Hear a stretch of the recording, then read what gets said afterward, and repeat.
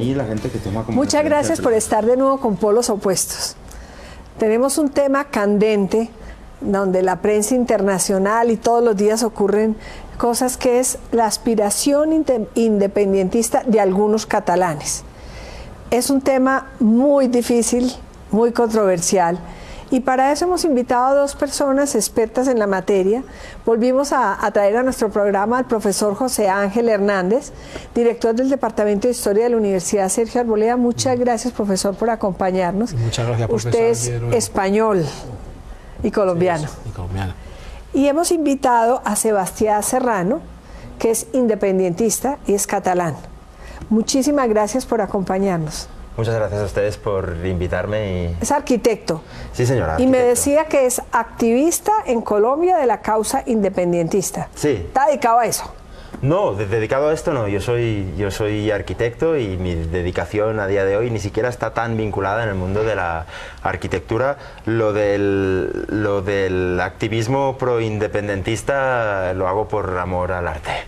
Por amor al arte. No veo un peso de eso, pero me gusta siempre poder dar otros puntos de vista que creo que enriquecen. Podemos estar más o no de acuerdo, pero y yo quiero ser muy honrada con los televidentes y con usted, Sebastián, con el profesor, y es que públicamente, tanto en España, en Europa y en Colombia, he asumido posiciones frente al Estado de Derecho, frente a la Constitución española, defendiendo la unión de España, la España unida, defendiendo el Estado de Derecho y defendiendo en mis creencias a Cataluña, porque pienso que le va mucho mejor unida, como ha estado desde Fernando e Isabel los católicos desde hace casi 500 años o más de 500 años. Sí. Sí, más de 500. Entonces, empecemos por el tema de los nacionalismos. Y perdóneme, profesor, voy a preguntarle primero, porque está en minoría en la mesa, a Sebastián. ¿Usted no cree que es muy obsoleto el tema de los nacionalismos que han tenido tanto que ver con las guerras, con muertes, cuando se ha luchado tanto, por ejemplo, en España, con Cataluña incluida, por pertenecer a la Unión Europea, donde se dibujan las fronteras tradicionales y se piensa en unas nuevas soberanías? ¿Volver a pensar en erigir muros nacionalistas no es obsoleto? Es que, sinceramente, a mí me gustaría repasar un poco lo que es el concepto de nacionalismo. Voy a ir cortito y al pie. No hay que confundir nacionalismo con ser independentista. Al final, el movimiento que a día de hoy vemos en Cataluña es un movimiento independentista motivado evidentemente por un nacionalismo que está allí, pero el nacionalismo de por sí es un concepto que se asocia siempre a la derecha, y vemos partidos independentistas que están bastante alejados de la derecha. Profesor, entonces, ¿y usted qué opina del nacionalismo? Es que nos toca picadito, porque claro, se nos va, yo sé que usted sabe mucho del tema del nacionalismo, pero se nos va el programa y se nos escapa el tema de fondo. De acuerdo. Así como muy rápidamente, el tema de los nacionalismos en el mundo de hoy, que existe y han resurgido nuevamente, ¿cómo lo ve usted? No, hombre, yo soy historiador, ¿no? Y desde luego los nacionalismos han tenido unas consecuencias funestas en época contemporánea, que todos conocemos y no hace falta repetir. Yo quiero decir que nacionalismo, diferenciarlo de patriotismo. El patriotismo creo que es sano, de acuerdo, independientemente en las zonas que estés, pero el nacionalismo es victimista y por ello siempre descarga las culpas de tus desgracias en los demás, ¿no? Nunca son culpas de uno propio, sino que son por, las desgracias mías son por acción del contrario, ¿no? Y eso es en lo que se mueve un poco el nacionalismo catalán, ¿no? Que lo hay de derechas y lo hay de izquierdas. Bueno, Sebastián, después del llamado referendo, sí, que hubo el 1 de octubre, el presidente de la Generalitat, el señor Puigdemont, que usted me enseñó a pronunciar ahora, decretó la independencia e inmediatamente la suspensión de la misma. Para usted, de acuerdo con la mentalidad de los independentistas, ¿cuál es el estatus, pero en esa parte, digamos, de la mitad de los catalanes, por decir cualquier cifra? ¿Es Cataluña hoy independiente, con independencia suspendida, o es parte de España? Cataluña a día de hoy es parte de España. Lo que se hizo ese día en el Parlamento fue una escenificación, una valoración de lo que había salido del referendo del 1 de octubre. Se firmó una declaración de independencia que no es válida porque no se aprobó en el Parlamento, sino en una Cámara contigua. Entonces, lo que tenemos a día de hoy es una posición de fuerza para negociar. La puerta abierta para negociar va a estar siempre... ¿Para negociar qué? Para negociar la independencia de Cataluña. Bueno, y entonces nos encontramos con posturas complejas en España, donde hoy se decretó la inconstitucionalidad. Por unanimidad de la Corte. No me sorprende. Bueno, pero usted lo acaba de decir que no fue legal, de modo que la Corte, defendiendo la Constitución española y el Estado de Derecho, decretó la inconstitucionalidad de la ley que permitió el referéndum. Y entonces queda la posibilidad de aplicar el artículo 155 si se interpreta que hubo o espíritu independentista golpista, o se decretó la independencia. Claro, ¿Usted cómo lo ve, profesor? A ver, Puigdemont, por las pintas que tiene, puede parecer tonto, pero no lo es. Y por eso él dice que sí, que no y que todo lo contrario. Él sabe que no puede dar papaya, como decimos aquí, declarando la independencia de manera abrupta o, digamos, palmaria, por decirlo de alguna manera, ¿no? Incluso se le da un plazo hasta el jueves, creo recordar, y el jueves volverá a contestar de la misma manera, porque, vamos a ver, es lógico desde la mentalidad del independentista. En cuanto a la aplicación del 155, yo pienso que ya es hora de aplicarlo. Yo auguro que en el futuro... Expliquémosle a los televidentes ¿en qué consiste el artículo 155? Es un artículo que está consignado en la Constitución, que permite la intervención de la autonomía del gobierno catalán, que sería regido desde el gobierno central durante un tiempo hasta que normalmente se dice que se convocaran elecciones, y no sabemos cuándo podría ser que se volvieran a retomar las instituciones propias de Cataluña. Bueno, Sebastián, y si se aplica el artículo 155, donde posiblemente, bueno, ya hoy 2 van para la cárcel, ¿no? Ya están. Sí, ya están en la cárcel. Ya están en la cárcel. Sí. Si se aplica el artículo 155, ¿cuál es la posición de los independentistas? ¿Qué va a pasar? El artículo 155, qué pena entrar en tecnicismos, no se ha aplicado nunca y de hecho hay un poco de incertidumbre de saber en cómo se aplica, porque no se sabe exactamente si es para intervenir al 100% o para intervenir determinadas cosas del gobierno catalán. Entonces, cuando se aplique para el independentismo, y entiéndeme que lo diga así, será pues una razón más en nuestra mochila, que ya va bastante cargada, sí, pero de para cosas... negociar, que es lo que usted dice. No, ya que no podrían quiere negociar de la misma manera que estando en las instituciones, ya no estarían en las instituciones. Pero Como bien dice Sebastián, el 155 es interpretable, sí, y seguramente pueden ser desde Madrid selectivos en cuanto a la aplicación del 155. Nos va a tocar hacer una pausa y continuamos Madrid en un momento. Tienen todas las herramientas del Estado, ¿no? Entonces seguro que les va a salir favorable. Profesor, usted dice que están demorados en aplicar el 155. Lo mismo dijo Fernando Savater, que semejante filósofo, sociólogo, que vivió toda la experiencia vasca, y dijo: estos fenómenos, si no se cortan a tiempo, pues son muy complicados. Si se aplica el 155, que es inédito, como lo dice Sebastián, el tema no se acaba ahí, porque seguirán los paros, es un asunto de largo a ver, como bien comentaba Sebastián, la manera de ser de los catalanes también es de negociación, y unos paros no continuarían durante mucho tiempo, evidentemente. Quiere decir que el tejido industrial tiene que seguir funcionando, un tejido industrial que está sufriendo muchísimo estas tesitura en la que estamos actualmente. Recordemos que casi 700 empresas han marchado de Cataluña en los últimos tiempos, y eso afecta muchísimo a la población. Pero el 155 no es solo para meter en vereda, y perdonen ustedes la expresión, a los independentistas. También va a proteger a los otros catalanes, que son más de la mitad, que no son independentistas, y de los que hablan los independentistas, como si ellos fueran los representantes de los que no lo son. Sebastián, los analistas internacionales, que no están metidos con la emocionalidad que posiblemente tenemos los tres en este tema, dicen lo que fue la puntilla que alejó la declaratoria de independencia como estaba preparada, absoluta, fue la amenaza, que además no ha sido amenaza, sino el retiro de tantas y tantas empresas por múltiples razones, pues por la falta de garantía, de seguridad jurídica, por la inestabilidad y porque quedando por fuera de la Unión Europea quedan por fuera además de fuentes de financiación y de ventajas arancelarias muy importantes. Para ustedes los catalanes eso fue fundamental. Digamos que es una tragedia que esas 700 empresas se hayan ido, pero si echamos atrás solo un poco, hay un fundamento sobre el que se alza todo este castillo, y no hay que olvidar que el Parlamento está suspendido en sus funciones desde ya hace bastante tiempo. Es decir, tanto la ley de transitoriedad jurídica como la ley del referéndum están suspendidas.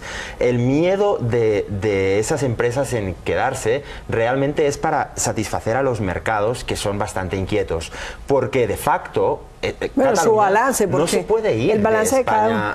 Pero así. ¿qué es lo que negociarían? No a ver, pero le pregunto, entonces, si no se ha podido ir a Inglaterra de la Unión Europea, pero le pregunto a usted, ¿qué es lo que intentan negociar los independentistas? Es decir, obviamente España no se puede sentar a negociar la independencia de ninguna autonomía. Hombre, eso es absurdo. ¿Qué es lo que piensan negociar? Y la independencia tampoco puede ser a la carta. Lo que queremos desde ya hace bastante tiempo es, primero, blindar la lengua.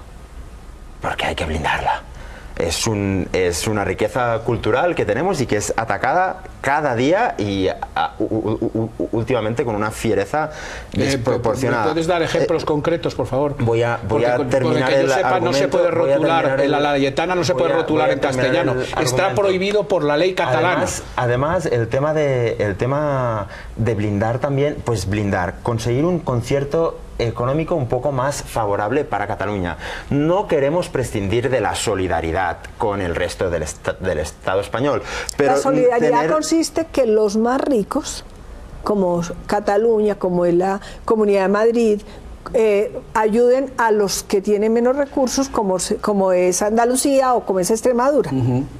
El tema con ese blindaje de las competencias. O sea, no es la independencia. Para usted lo que quieren sentarse a negociar no es la independencia. No. Sino a día de hoy queremos la independencia, porque llevamos desde el 2003 tratando de conseguir unas condiciones mejores, dialogando y dentro de la Constitución, y siempre la respuesta ha sido que no. Entonces ya llega un punto en el que el catalán se le hinchan, qué pena por hablar en nombre de los catalanes, pero pues es que al final es el 72%.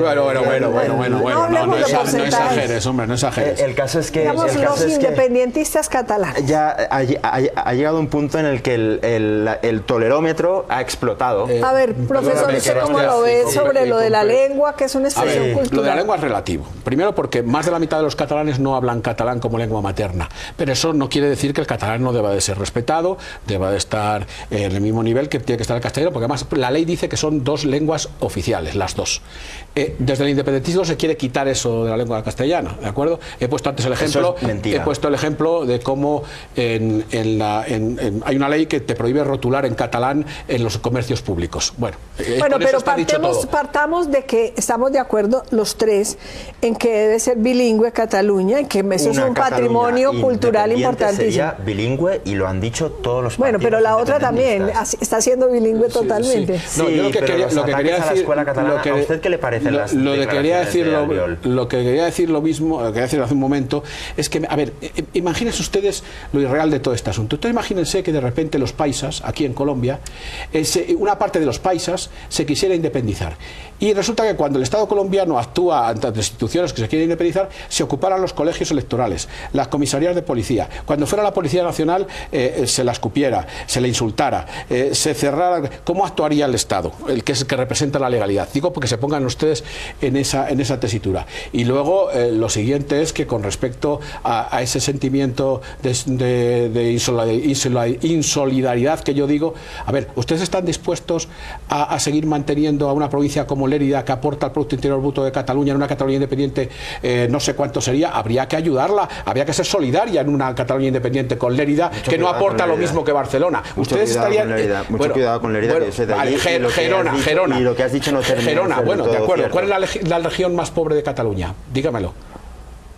es que no hay región pobre. Vale, no hay región pobre, vale, de acuerdo. Una región muy agrícola como puede ser Gerona, por ejemplo. Perdón. Los catalanes de Barcelona estarían dispuestos ejerciendo la solidaridad, a apoyar a las regiones pobres de Cataluña, que las hay también. A ver, pero lo que sí quiero, perdónenme un momento, lo que quiero decirles es que Cataluña se ha desarrollado maravillosamente, crisis económica ha vivido toda Europa. Sobre todo con Franco. Con Franco, Cataluña sufre un proceso de crecimiento por aranceles que se les quitan a los productos catalanes de una manera impresionante. Pero políticamente fue terrible lo que sufrió Cataluña por Franco. No, yo digo en cuanto a lo económico, a lo que usted se refería en este momento. Sí, de modo que Cataluña tiene unos fueros, igual que los tiene el País Vasco, y unas ventajas frente al resto de las autonomías muy importantes. Pero ¿cómo pretenden, y le hago la pregunta, los independentistas someter a el Estado, el reino español, a sentarse a hablar de la independencia, lo que no está, no es posible, de acuerdo con la Constitución? Pero es que, qué pena, ustedes se han despertado hoy. Desde el 2003. Estamos hablando de hoy. Usted está diciendo que se sientan a hablar de la independencia. Pero es que hoy hablar en tonos de blanco y negro hoy es muy complicado. Hay que poner a la gente en antecedentes. Hay un montón de gente que no sabe de dónde venimos. Desde principios de este siglo, Cataluña está tratando, Cataluña, que ha ayudado tanto a España. Y España, Cataluña. España, Cataluña. Sí, sobre todo porque la mitad de los catalanes descienden de gente de otras regiones de España. Evidentemente, entre otras, gracias a Paquito, que se encargó de llevarse a todos los... Este sentimiento independentista no era igual hace 20 años, con lo cual esto es una cuestión muy contemporánea. ¿Cómo hemos llegado allí? Una base histórica. ¿Cómo hemos llegado allí? Bueno, pero les pregunto a los dos. No llegamos ayer. Les hago la pregunta ya para la última etapa del programa, que es muy corta. Sí. Es cómo se logra mantener unida España y satisfecha a la totalidad de los catalanes, no a la mitad de los independentistas, ni no a los que quieren la unión con España, sino a todos. Entonces, planteemos alternativas, porque posiblemente el jueves pues va a haber más dificultades, más gente en la cárcel, más juicios pendientes, que puede dificultar por un rato, piensa el profesor, la situación. Entonces pensemos en lo modélico, lo ideal que pudiera ocurrir a partir de jueves.